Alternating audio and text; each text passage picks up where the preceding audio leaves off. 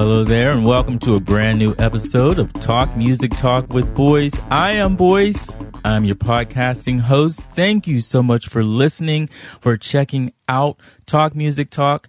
If this happens to be your first time listening, Talk Music Talk is a weekly music interview podcast where I have long-form conversations with people connected to music from different genres, different backgrounds, all kinds of styles, established and emerging artists, singers, songwriters, music therapists, music journalists.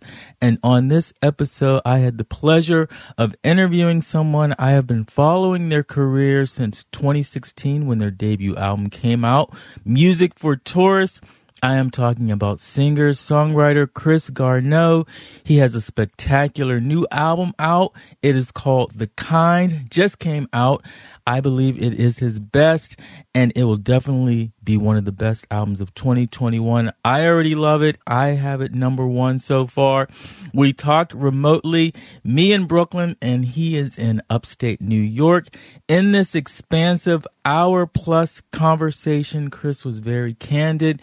We talk about healing from trauma, learning to feel authentic joy. He talked about the importance of community, also his estrangement from his father and subsequent recent passing. Also, Chris talked about the making of The Kind, which was partly inspired by his father. He also talked about his songwriting process, not settling in his work, how he's grown and changed as an artist since his debut. And after the conversation, you will hear two songs from The Kind, Old Code, which we talk about in the interview, plus my favorite from the album, Telephone. I have many favorites. You know how when an album is great, your favorites change from one week to the next. But this is my current fave, Telephone. So you will hear those two songs right after the conversation. Here it is. Without further ado, my interview, my talk with Chris Garneau. Enjoy. And you're upstate New York, right? I am, yeah. I'm in Hudson. I've been here for a total of about coming up on 9 years this fall. But I had a little LA moment from 16 to 18. So okay. And then I came back to this area in summer of 18. Okay. So I guess I can ask you about that. Why upstate New York?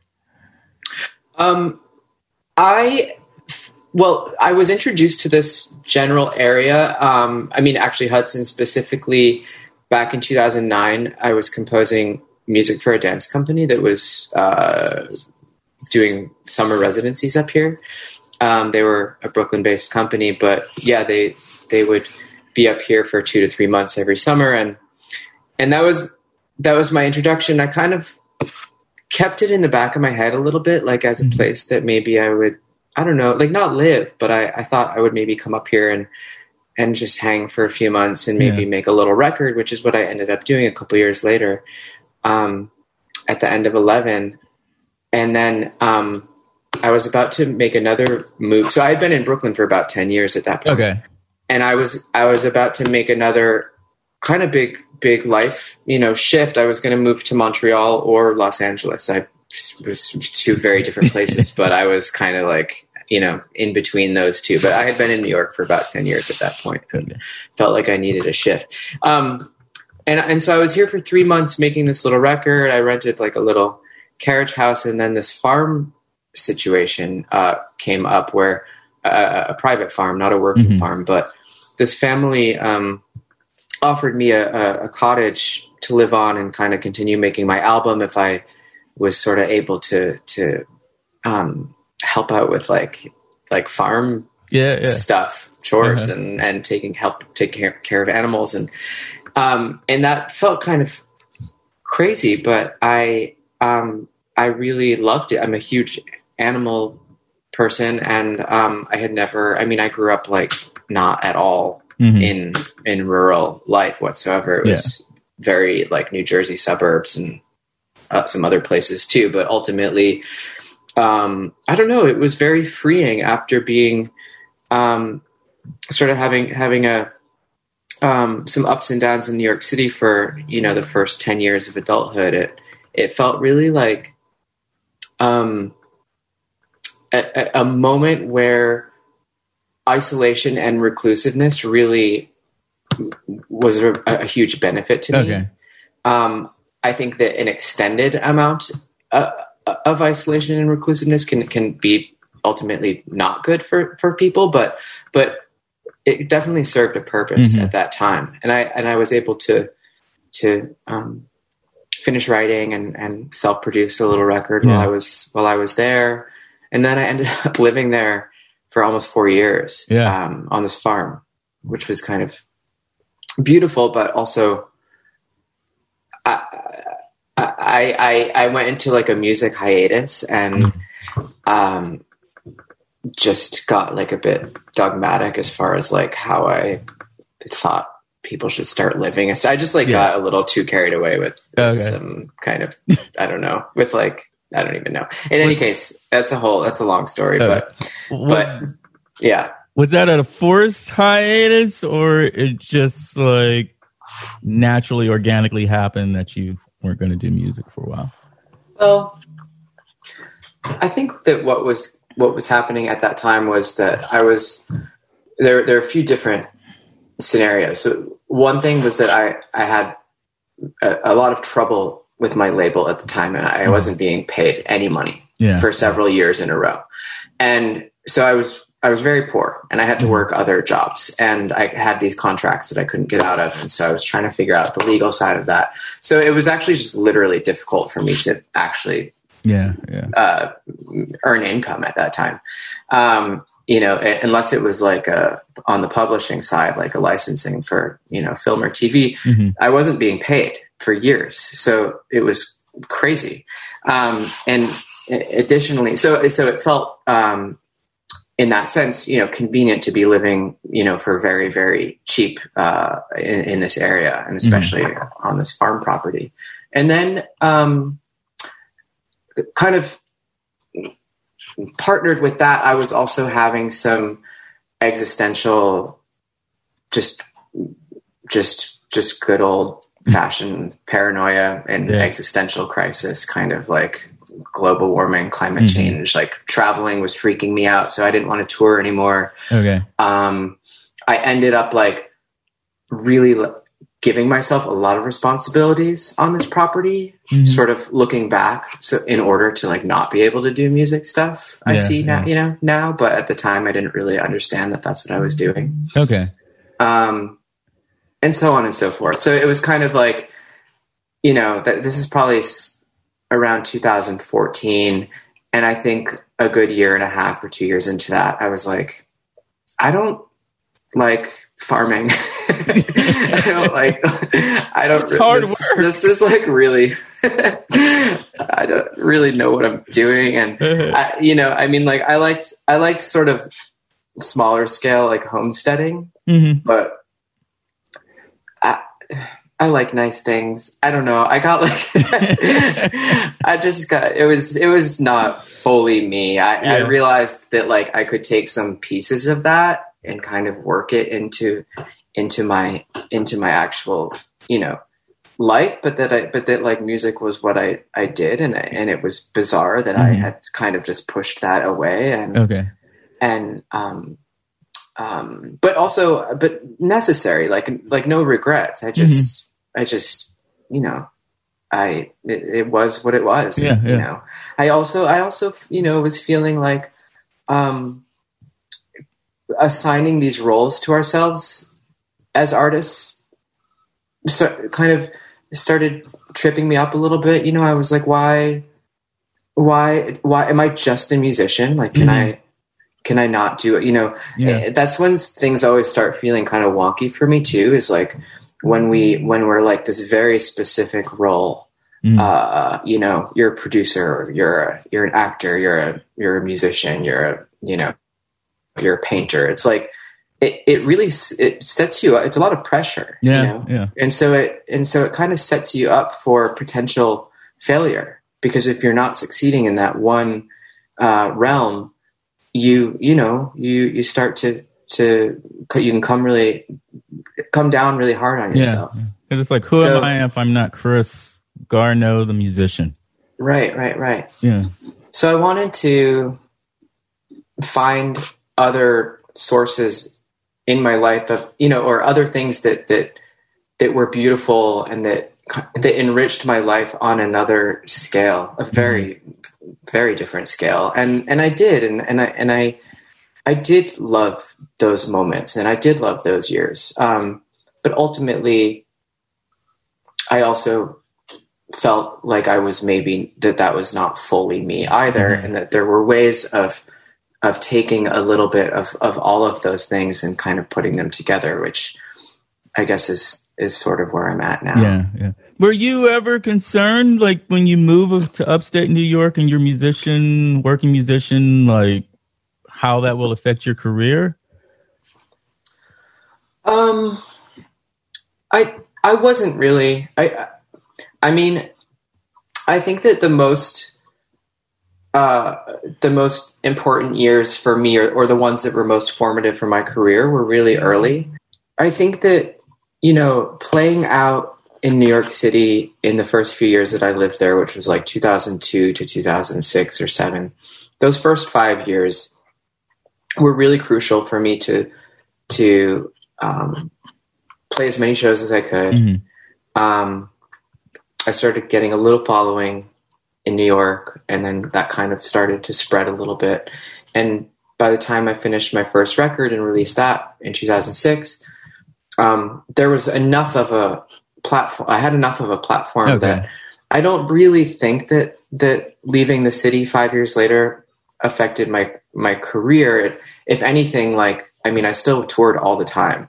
So, I was constantly jumping on Amtrak and heading to JFK and flying out to do whatever for another several years until I kind of took this little break that we were just talking about. But I think if anything, on the other hand, it may have served me better because, I got out of, some trouble that I was in New York City, just young adult, kind of shenanigans. Yeah. And I didn't have to earn very much money to live up here. And so I could work on music a lot, actually. Yeah.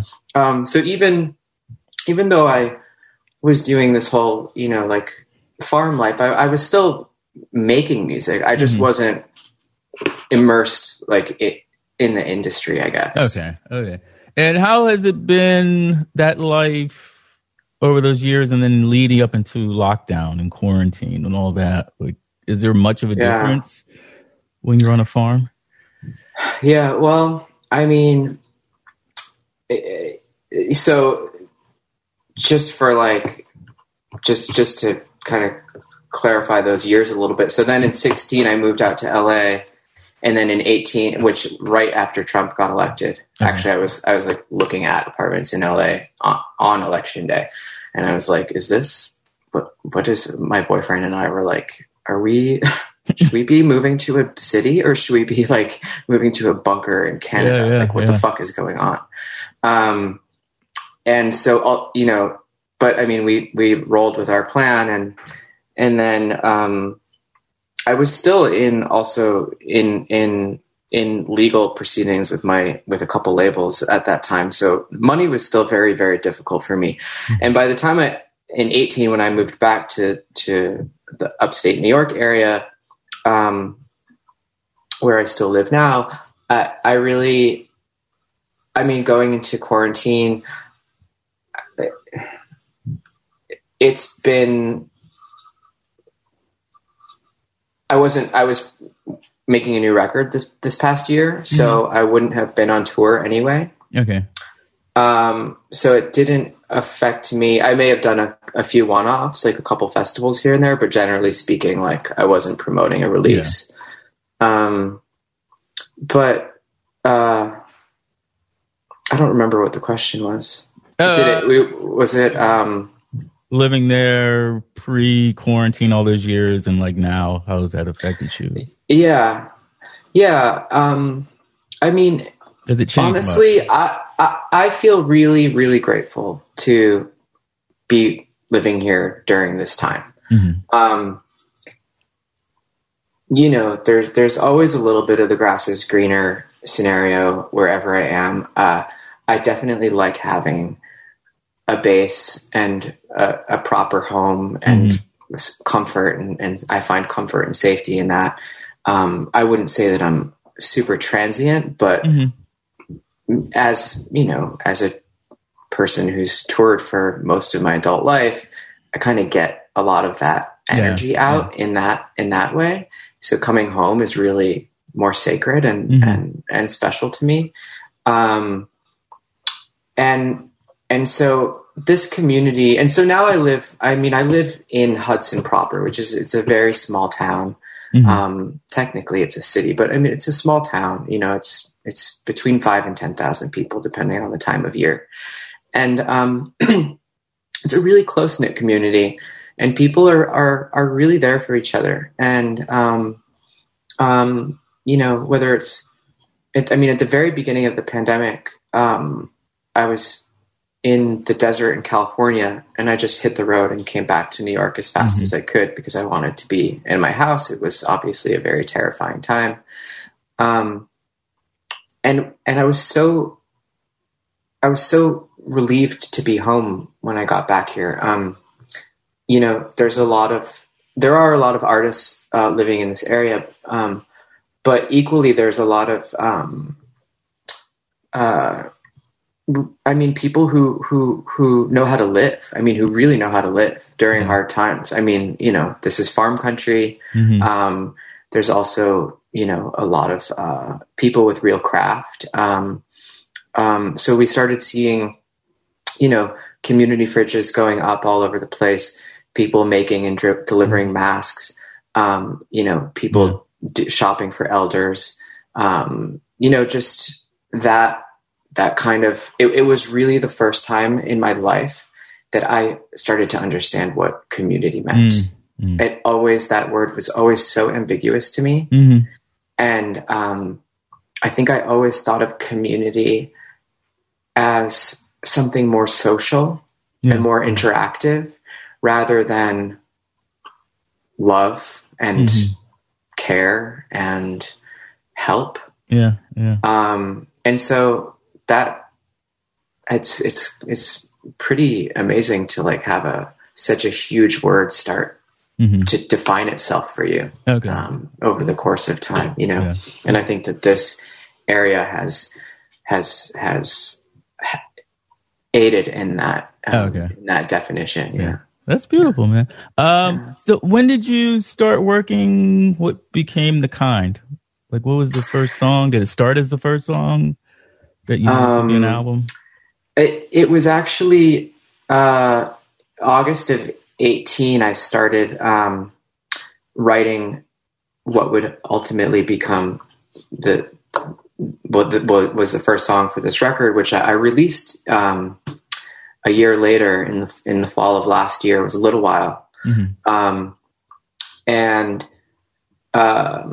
it was a really specific window for me. So I had you know, just pretty recently moved back to this area. I started working with a good friend and producer, Patrick Higgins, who's based in this area as well, has a studio in this area. And so this song, Little While, I had some really heavy, dark stuff going down with my family, with my father specifically.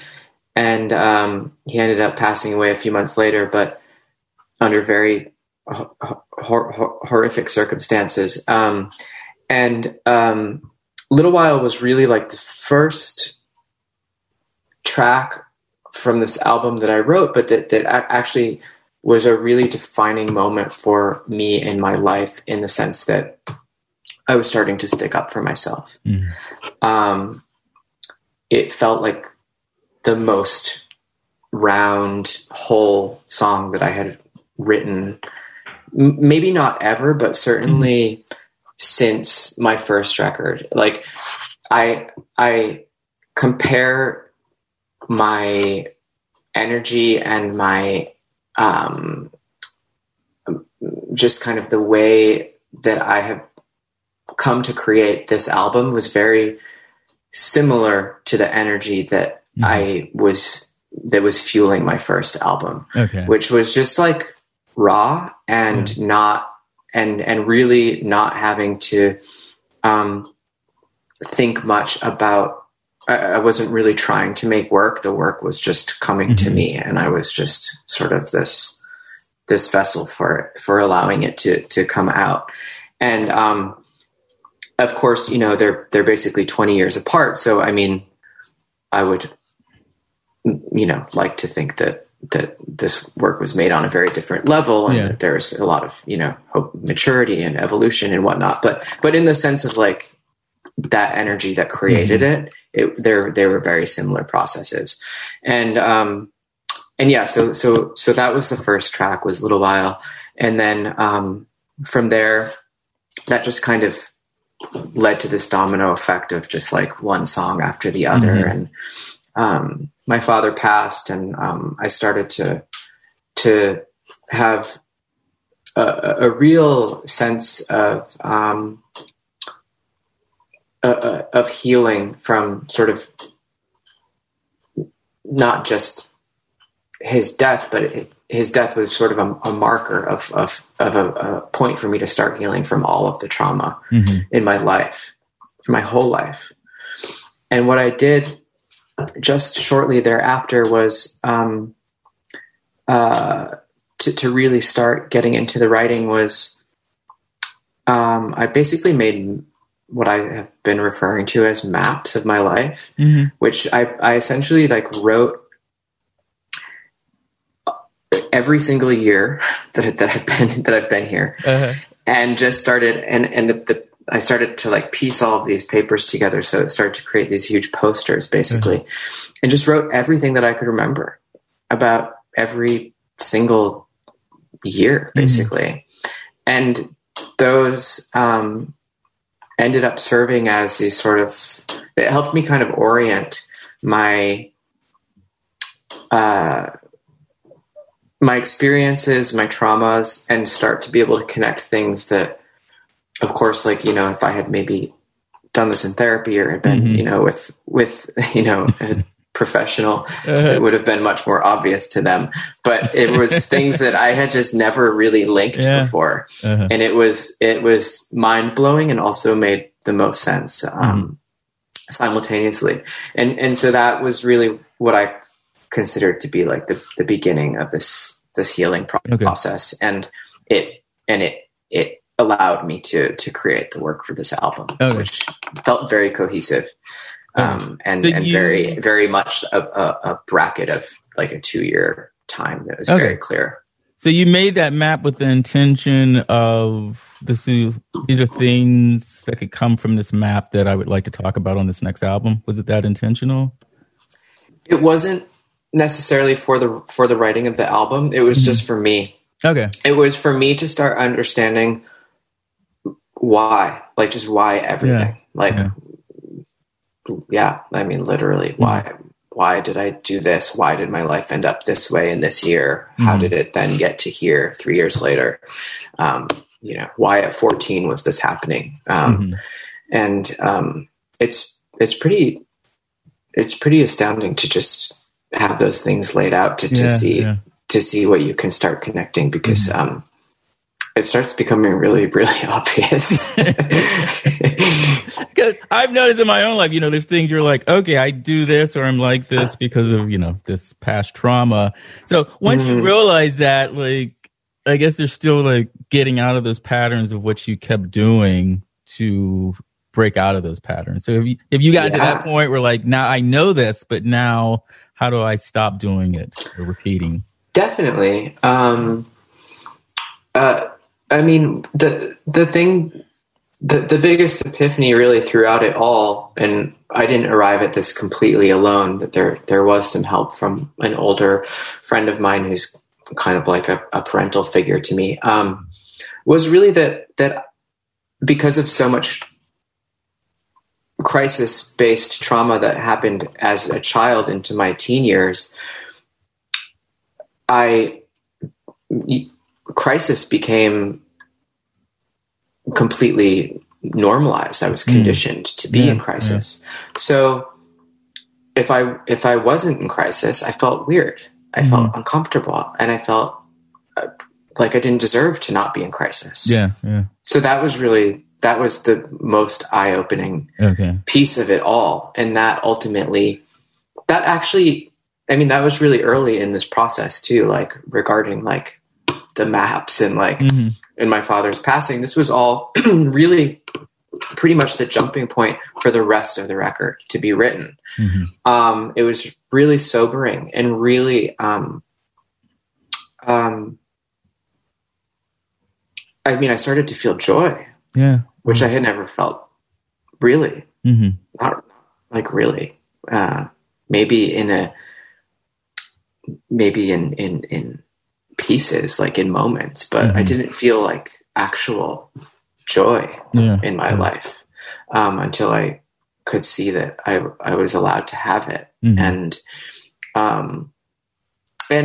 this will probably be something that I will need to pay attention to for the rest of my life, to make sure. It's like an addiction. It's to be in crisis. I need to like really keep an eye out for it and make sure that, making really rash decisions without thinking about it, pulling a geographic, just moving across the country out of fucking nowhere. You know what I mean? Like, like things where, because that's another piece of it, at least for in my experience, was the lack of feeling safe bled into every single relationship that I had, whether it was safe or not.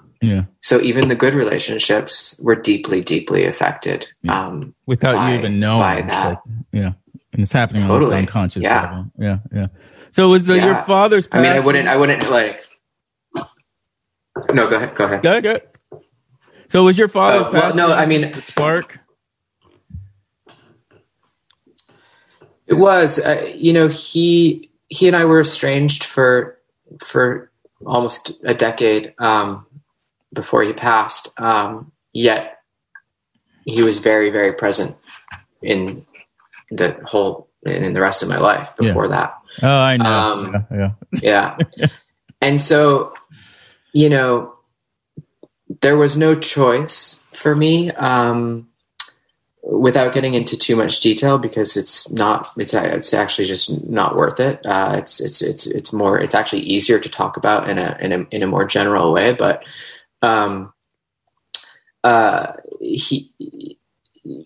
it's a very classic, like,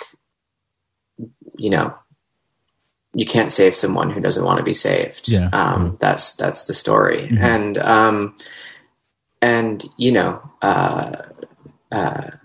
There were no options. There was nothing that I could have done differently to,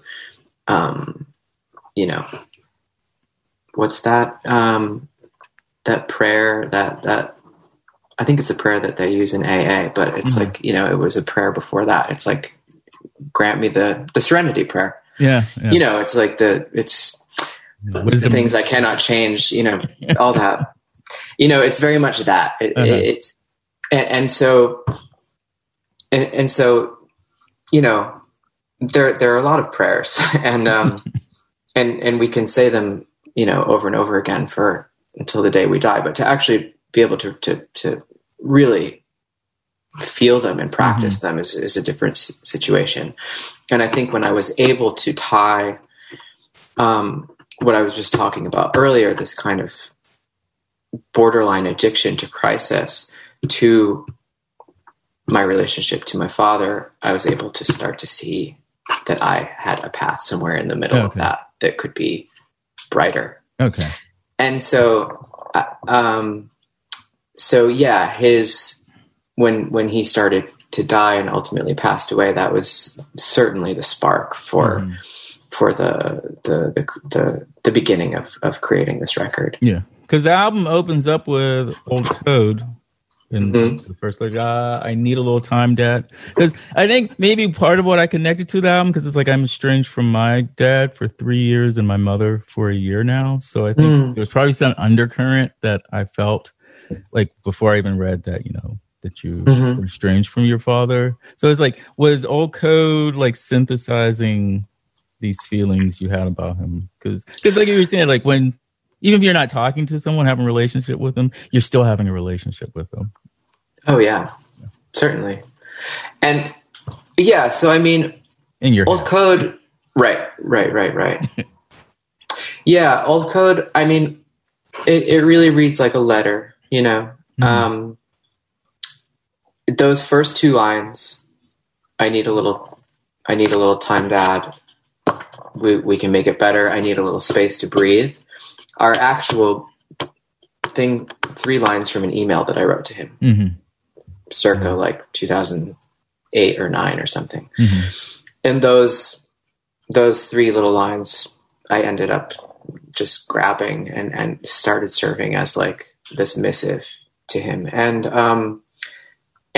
because the fact that he was gone didn't really change those words. Yeah. They're still the same, actually. And what I needed to start to do, because I didn't see him before he died either. I could have, but I decided not to because I didn't think it would be a good idea for me. Was that in order to start healing, I what I understood, at least for me and for him, was that I needed to acknowledge all of the truths, make space for them,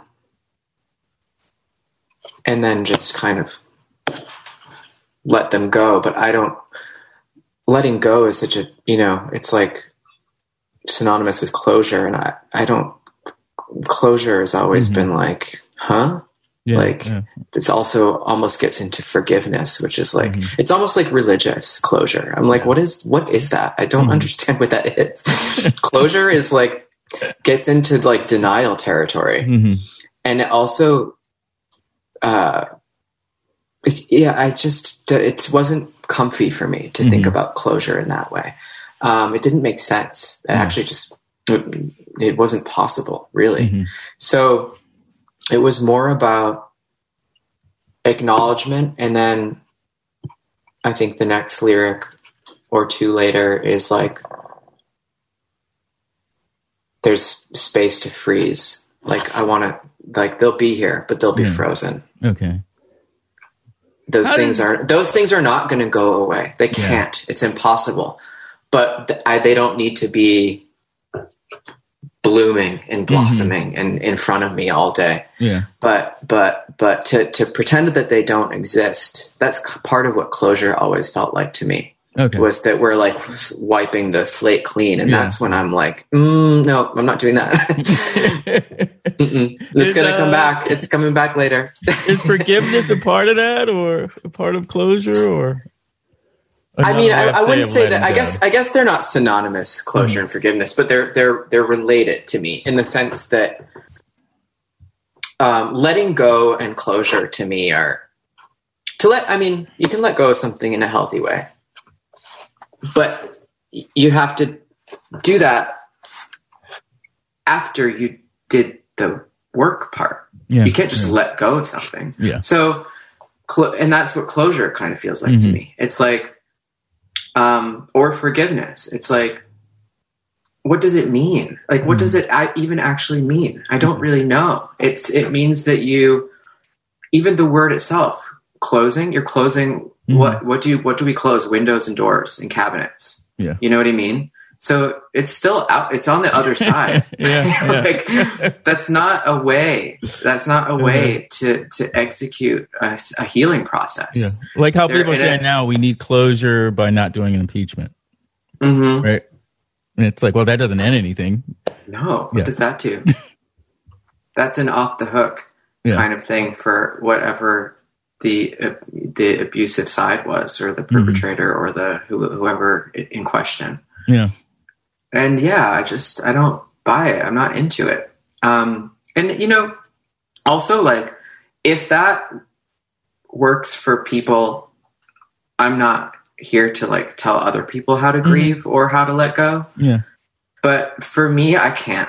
Like, there were the wounds were too big to just decide that they're not with me. Mm-hmm. They will always be with me. Yeah. There will always be pieces of my relationship to my father and other people in my life that will hurt forever. But that pain can be embraced rather than cut off. Yeah. Yeah.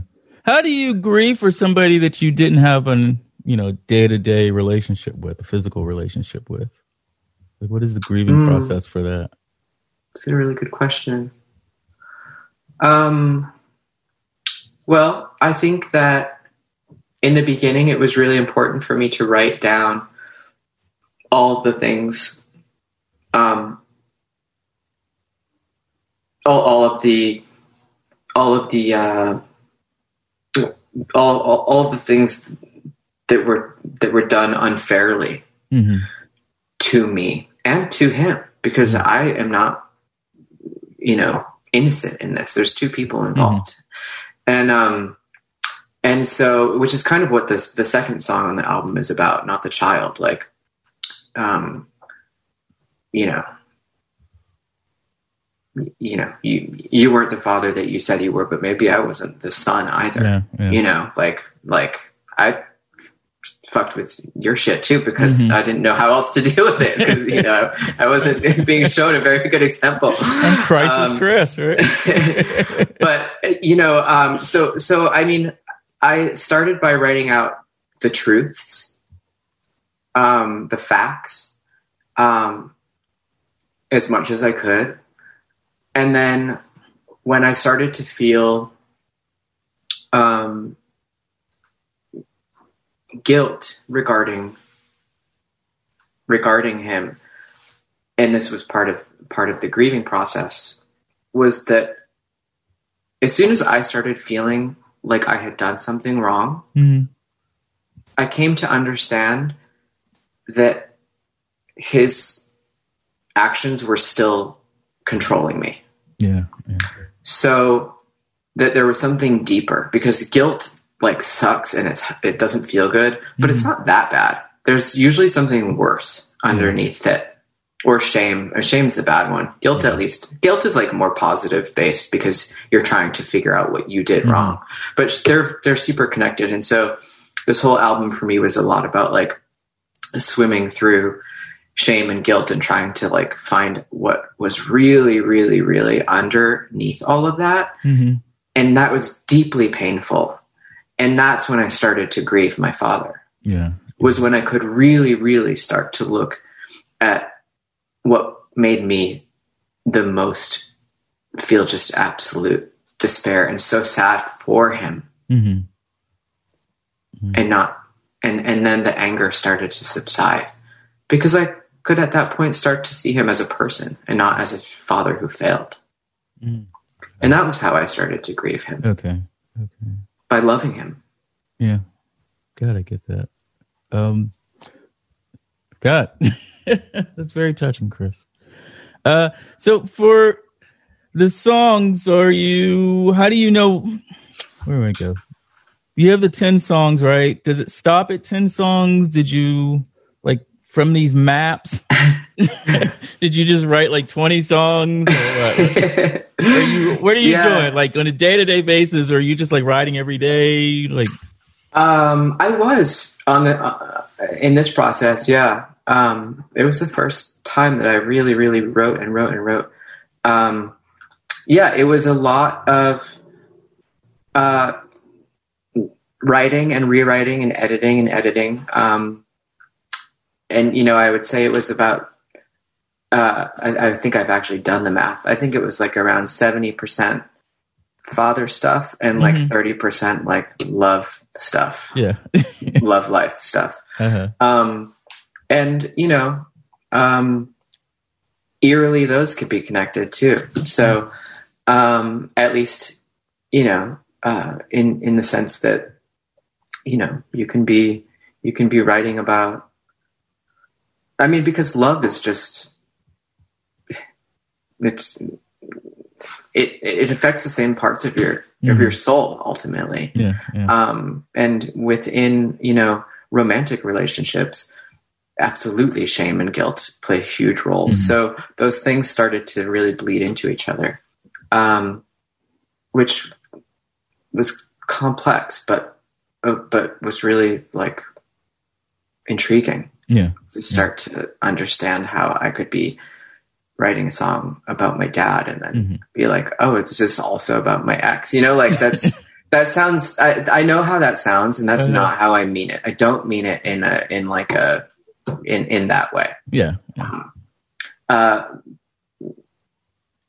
But just in that crossover of emotion, they're all just, because once you start getting that much in touch with it, you have a lot more compassion, or I did. And that was something that was harder for me before, was really, really feeling compassion. Or not, not for humanity at large, but for specific people. Yes, it was. Okay. Absolutely. But so, back to the question I think you asked was, how, these 10 songs, was it, how did it go? Were there, so there was a lot of writing and rewriting. I think they were the most edited songs that I've ever done. I was not willing to let myself off the hook for writing an average song, which I've done before. I've had the tendency in the past to be like, yeah, this is good enough. Yeah. And I wasn't okay with that anymore. It really felt like it had to be perfect, and it's not, because it's work that a human made, and it's whatever. But I am very proud of this record, because I really, really, really did work really fucking hard on it, and especially on writing words, because that has always been my biggest insecurity in music, has been on the actual writing of text and lyric. And to start connecting these themes and these motifs of this push and pull through death and love and shame and guilt and grieving and mourning,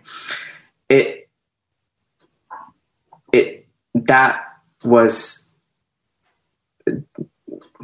encouraging, in the sense that I knew what world I was in, and that also allowed me to grieve so much more easily. I didn't write a lot. I probably wrote 2 or 3 other songs that aren't on the album, and they may appear in other places.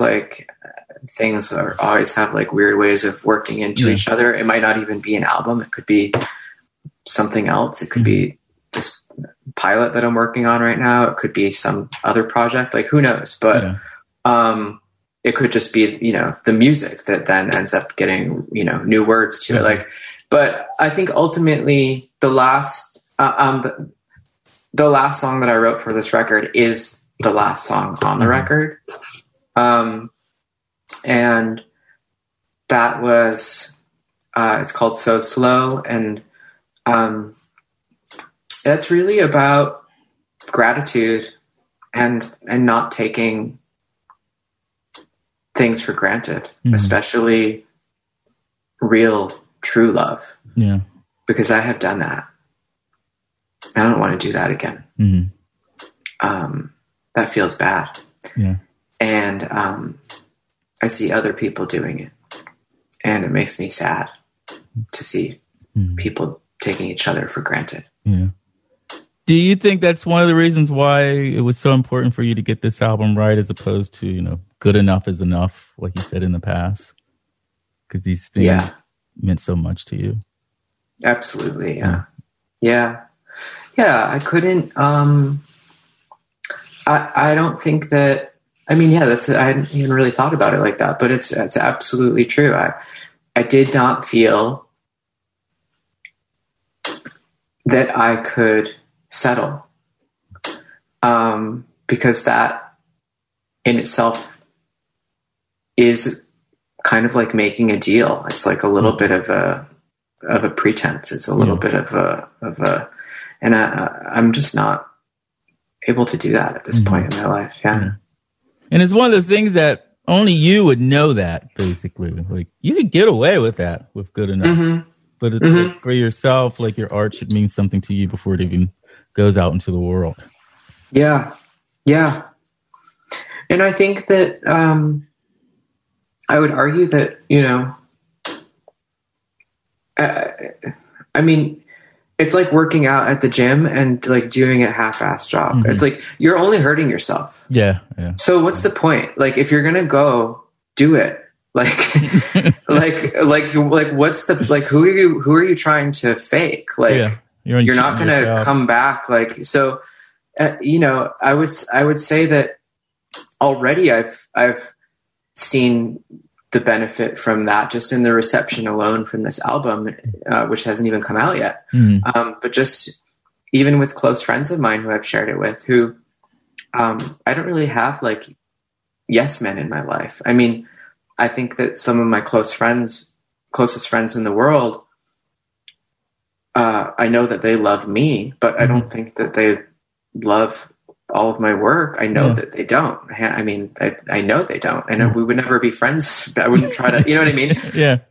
But people who might not necessarily be generally speaking into the kind of work that I make, I've been very surprised by their reactions to this album. And people who worked on the record. I mean, Patrick Higgins himself, who produced the record. I don't think that he would have made it if he wasn't feeling like it was going well. I don't think that my publicist would be working on it. Like, I just, you know, songs that haven't come out yet have already been licensed for projects. You're only doing yourself an injustice if you're not going to fully show up for it. How did you connect? Never saw that before. Okay, yeah. There does seem there's something special about the album that resonates even more. Are you, two questions, I'll go to the one. How are you a different artist? Do you see yourself, you've grown, or the artist from the first album to now? Even though you said you feel the excitement that you felt during that first album. Yeah. Well, just on, as far as, if we're just talking about the creative side of being an artist and just the actual making art part of it. I mean, I would say that I've changed. It sort of sounds like I'm repeating myself now, but for what it's worth, I didn't see when I was starting to make work what it meant to really work. I think that growing up and studying piano classically, but then like also doing theater stuff and kind of going off into, you know, I don't know. I mean, I started playing, working with some improv, like jazz groups when I was like 12, 13, 14, like everything. I always just thought it was supposed to be kind of fun. So I would say the biggest shift now for me is that it's a wake up and work. And then on the other side of what it means to be an artist now is that I'm in 100% control of everything that I do, which when I was 20 years old and about to put out my first record, I had no idea. I mean, literally, I had no idea what was even going on. Yeah. I didn't even really know what a publicist was supposed to do. I didn't understand the difference between a publishing company and a label. I just didn't know anything. And everyone took advantage of me. Everybody, except for my manager. But I didn't, yeah, I mean, so really it's about working on both sides. It's like, I don't have a label anymore. I just have distribution for the world. I do everything. And so, you know, whether it's waking up to work on the album or waking up to work on all of the administrative side, the biggest shift for me in these last, you know, 15 to 20 years is that it's fully my job. And before, I used to think that I got lucky and that I didn't have to do anything because everyone would do it for me. That sounds like growth, Chris. I was going to ask you, how did you connect with Patrick Higgins, the producer? And Patrick and I, I think it was just from living in Hudson. It's such a little town that you just kind of get to know each other. He was running Future Past Studios, this beautiful church that he bought back in 2012, I think. And you know, like, I mean, I would see him around, and I kind of knew who he was. But we weren't really friends until a good 3 or 4 years later. And then kind of started understanding that we had plenty of mutual friends from, he's born and raised in New York City and played with several friends of mine in a million different bands. And so we ended up having a bunch of crossover, but we did meet just from living here. Okay. Yeah. How did you know he was the right person for the project? Well, I didn't at first. And so we took our time in the beginning. That first track that I mentioned earlier, A Little While, that we made in 2018, in the fall of 2018, was sort of our little trial. And I just remember I had done a tour at the studio a year or two earlier, I think before I moved out to LA. And then when I found myself living back in this area again, I thought, you know, maybe it would be cool to make some work with Patrick. I didn't know if we'd make a whole record together. And you know, we didn't, but we just, I mean, we didn't know. We just said, let's start with this track. And what happened was that, so where we were recording was in the main hall of the church. And, it was really just the energy and attention that he paid in producing that first track.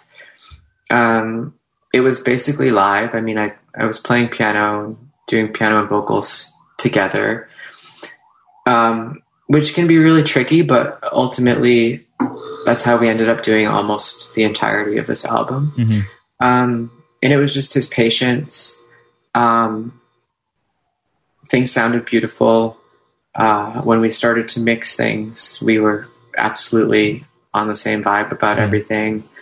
And also, I mean, you know, I think the other thing with Patrick is that, I mean, he's probably most well known for his classical guitar work. Of course, he's played with Z's and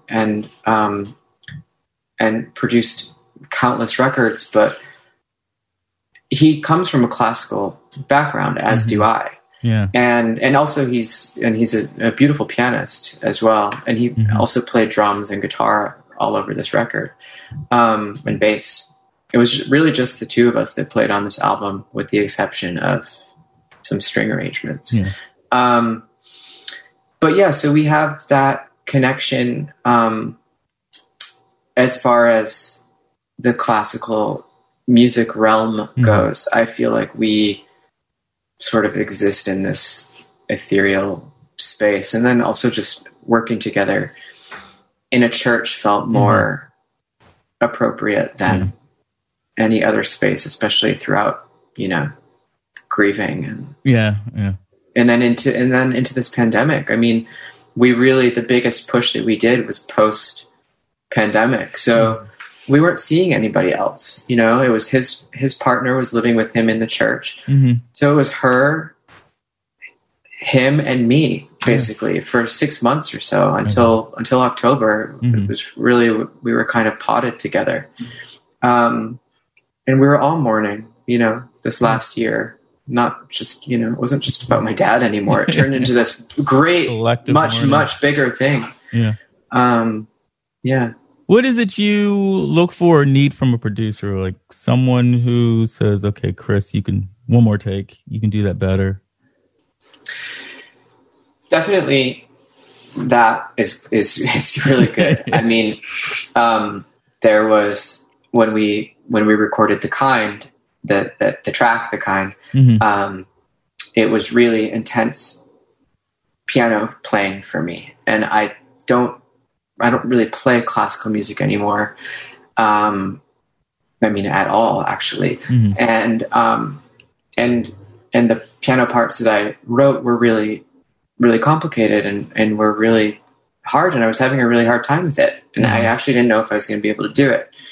And he really coached me as if he was like a piano teacher. I mean, it was beautiful. It was a really hard day, but it was absolutely necessary. Yeah. And what else do I look for? I mean, across the board, he would absolutely never let me cut any corners, which I really appreciate, especially even if it was frustrating at the time. Looking back, he just wasn't interested in like us editing together takes to make something sound really perfect. It was like, if you can't play it, I'm not recording it. That was kind of his his energy. So he really brought my performance game up to a very different level of frankly where it should be plus. I mean, I just want to, it's been really encouraging in the sense that I only want to keep improving now, as opposed to just making something work for the sake of making a record. Yeah. So it's like you attracted this person who wasn't going to let you get away with good enough anymore. Totally. Yeah. And the same goes with the processing, which, there is some light processing here and there in production, but generally speaking, like, he wasn't super interested in just throwing on some filters here and there because it needed it. He wanted to really, really do that in a tasteful way. Yeah. And we were really open to each other's perspectives and opinions on how to proceed in that realm too. And so it was both his encouraging and also is this sort of like, not letting me get away with stuff. But also it was him listening to me and really hearing each other. Yeah.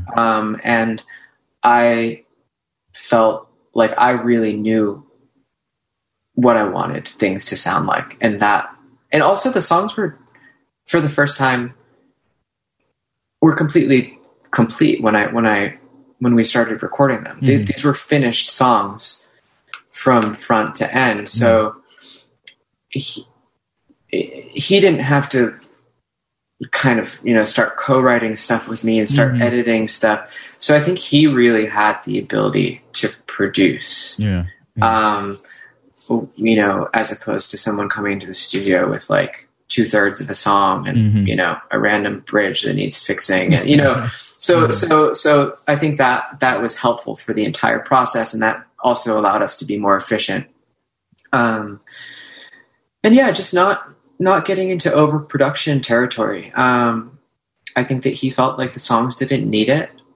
There were times where I maybe wanted more stuff going on, but I trusted him that it wasn't necessary. And then also it was the beginning and middle of the pandemic. So at that point, the idea of bringing anyone into the studio was pretty unlikely. Of course, now we're figuring out how to kind of maneuver around some of that stuff, and people have figured out how to get back to work. But This was back in like May and June. Yeah. You know, it was still like we didn't really know Mm-hmm. how this virus behaved, and so everything felt really, really terrifying. And so he ended up playing drums and bass on everything and guitar. You know, so it's very much like Chris and Patrick. You know, like. Well, I told you, I emailed you a few times that, I mean, it's a beautiful album, and it's like, okay, though, you're welcome, even though despite, you know, what we've talked about the past hour, the album doesn't feel dark or depressing, that there's joy or hope in the album. Is that intentional or what? I'm happy to hear that. Yeah, absolutely. I don't think of this as a tragedy or as work that is intended to. I mean, if somebody emotes while listening to it, that's great. But the point, the intention, and the purpose was from day one was absolutely about healing. And absolutely is about offering that path in the middle of crisis. And, you know, I think the other side of that is like extreme joy and radical self-love. I don't really get into that either. Yeah. Somewhere in the middle that's just really practical and realistic and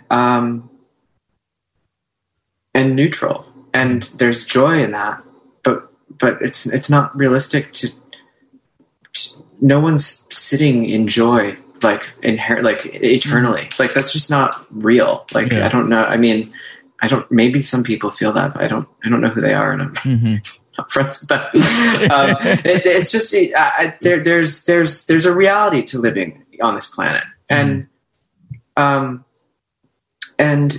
we have to accept that reality, and it absolutely includes joy, and it absolutely includes darkness, and the ability to grieve, and the ability to mourn, and the ability to heal, and understanding what healing is, and having a really clear intention about how a person wants to heal is. If you can't see the road, if you don't have a vision of it, it's going to be very hard, in my opinion, in my experience, to get there. Yeah. And for me, the vision was neutrality.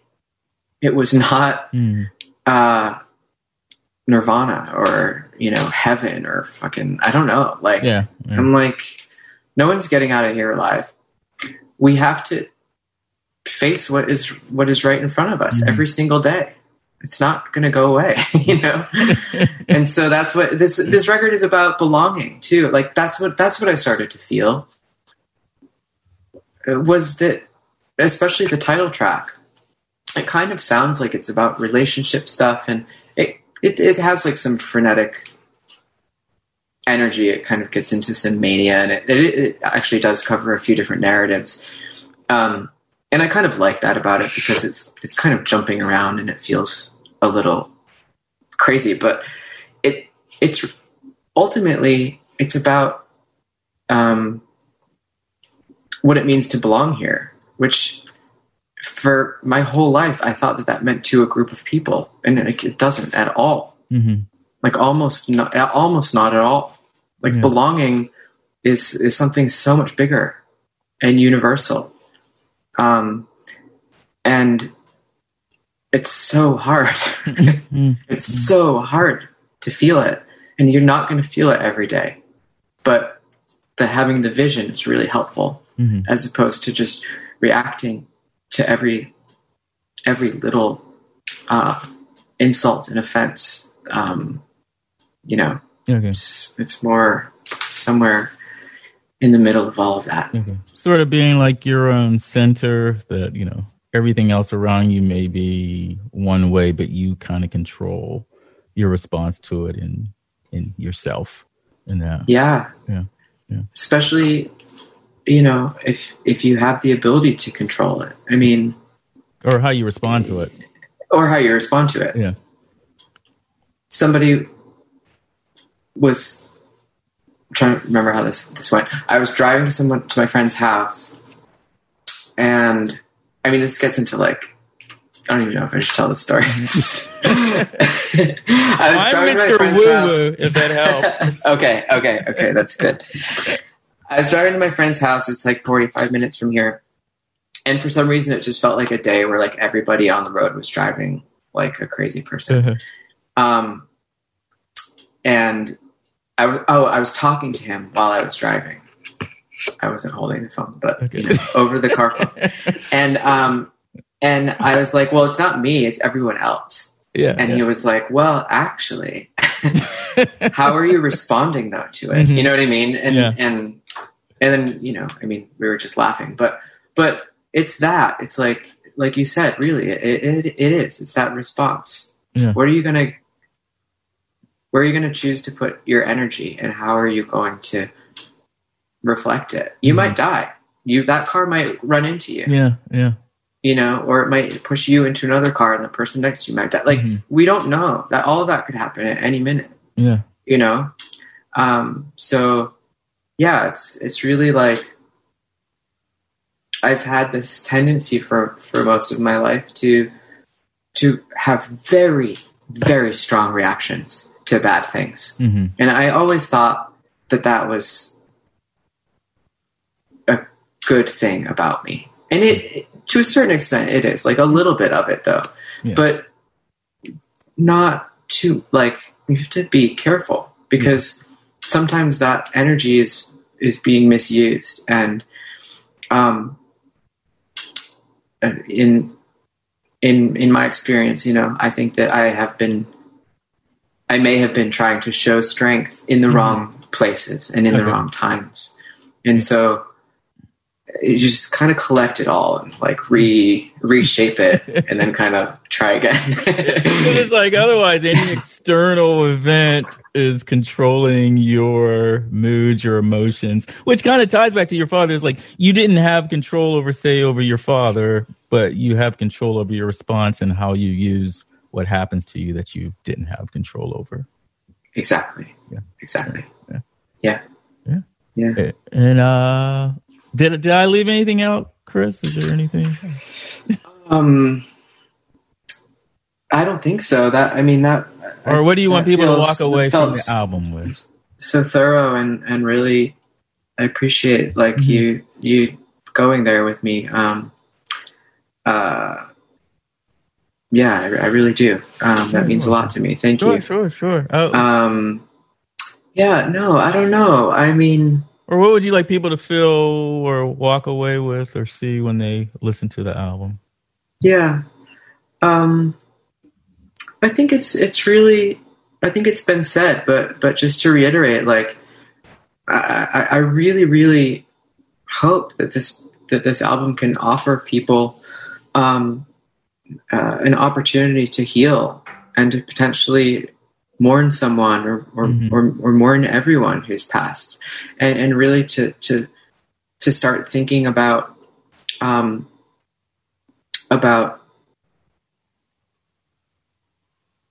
what love is, because I would never ever ask someone to do something that made them uncomfortable, or to love someone who abused you, or love, like, it's not that. That's absolutely not what I'm saying. Yeah. But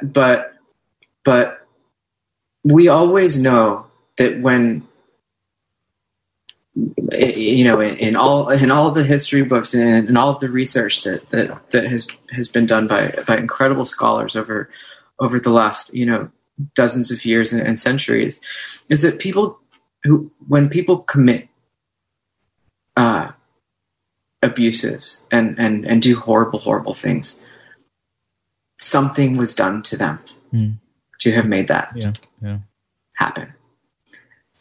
And so it's not about forgiveness and closure. It's not any of those things, but it is about acknowledgement. And if you want to, you can look underneath to see what else is there. in that bigger picture. Yeah. Yeah. It's not fun always. But it does assist in the process of healing, in my experience. And so I never thought that I would feel as okay as I feel today. Mm-hmm. And so I hope that I can offer the opportunity for other people to have a path to that same place. Yeah. But I love hearing that you were able to feel this way that you didn't know was possible. Yeah. Yeah. Thank you. Sure. And best place for people, the album's out January 29th. Album's out January 29th. Connect with you, hear the album, which they must. Yeah. I mean, it'll be on all, all the platforms around the world on the 29th. I'm playing a live show from the Hudson Opera House. Mm-hmm. We're performing the entire album live on February 14th on Valentine's Day. People can buy tickets to that on dreamstage.live. Mm-hmm. And other than that, I mean, I hope everyone stays safe and is able to heal and mourn during this time. And I hope next fall or early next year we'll be able to start touring again, seeing people in real life. Yeah, yeah. And I think check you Instagram, Chris Garneau. Instagram is the main one for me. Yeah, okay. That's where I'm the most active. Okay, and they can see info on your videos. You've been releasing tons of videos and all that. Yeah, absolutely. Good. Yeah. This is great, Chris. Thank you, boys. It was so nice to finally see you. Yeah, talk to you. Yeah. I appreciate the the discussion today. You're welcome. Do it. I need a little time, Dad. We can make it better. I need a little space to breathe. Oh.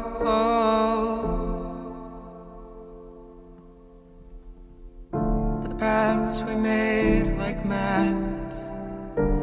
The ocean gaps get wider.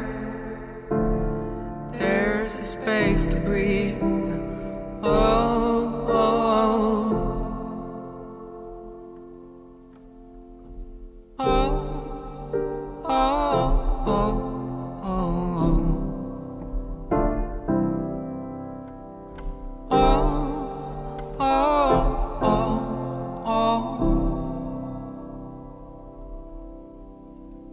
But I believe that since you passed, the ocean ice got wider.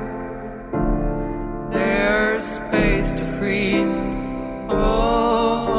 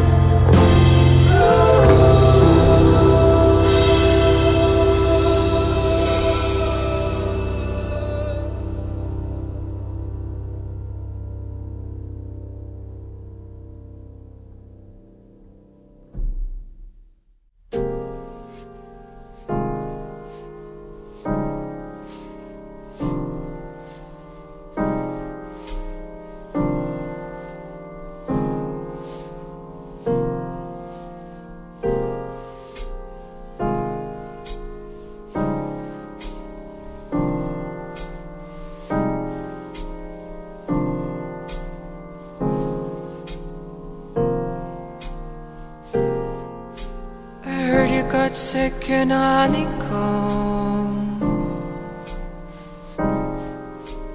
I heard it on the telephone. You left in the wind, you left in the black. It was a fine-tuned sneak attack.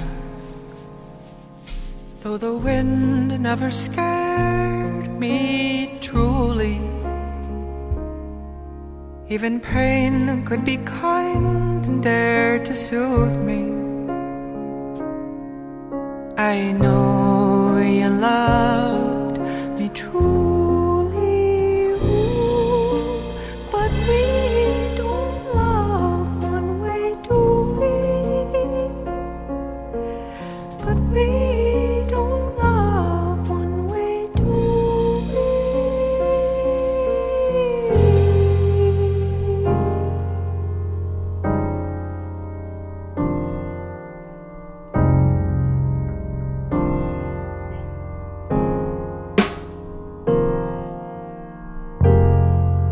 They said they found you at the end of July, with a broken AC and the desert heat turned up high. In a puddle of piss, body clickety-clack.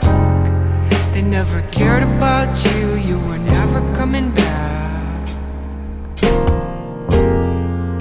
They said you got sick, it was on the phone. They said that you weren't coming home. Though I already knew, it still felt like a smack. Then you were gone in the wind, you were gone in the black. Did you do that too? You for me truly. Show me pain could be kind, and did it soothe thee? I know you loved me truly, ooh, but we don't love one way, do we? But we don't love one way, do we?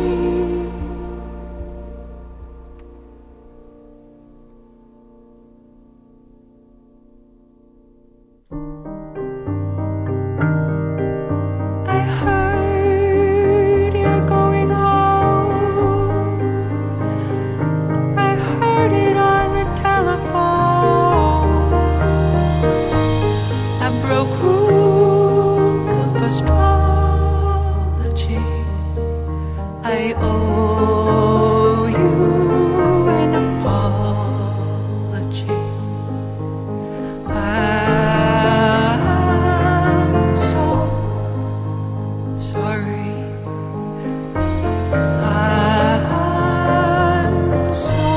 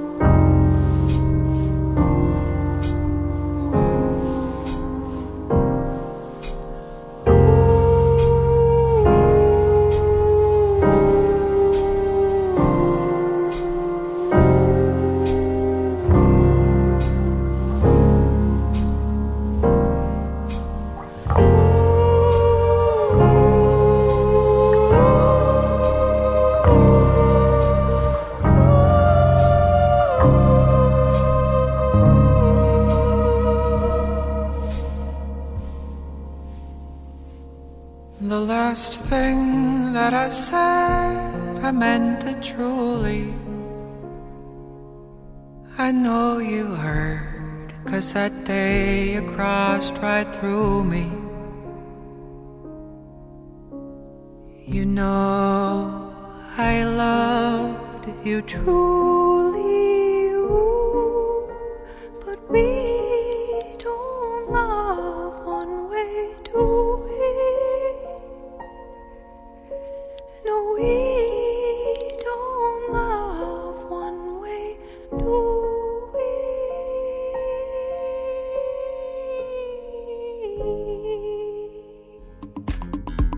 And there you have it. Telephone, an old code from Chris Garneau, both from the kind, available everywhere.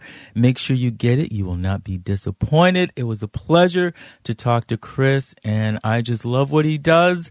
I will put a link in the show notes to his performance on February 14th that he mentioned. You can pre-order tickets to the concert right now. If you would like more to know about Talk Music Talk, head on over to talkmusictalk.com for more podcast information and to stream every single episode. You can also find me on Instagram at thisisboice and some call to actions for you. Please subscribe to the podcast on Spotify, iTunes, Google Play, Stitcher, and many other places, including most recently Audible, Amazon Music. You can find it there. Just search for Talk Music Talk. And wherever you happen to listen, especially on iTunes, please leave a 5-star rating and or review to help expose the podcast to brand new listeners. There is also a Talk Music Talk app. It is free wherever you like to get your apps. Again, just search for Talk Music Talk. Thank you so much for listening. Until next time, and there will be a next time, this one's for you, Liz.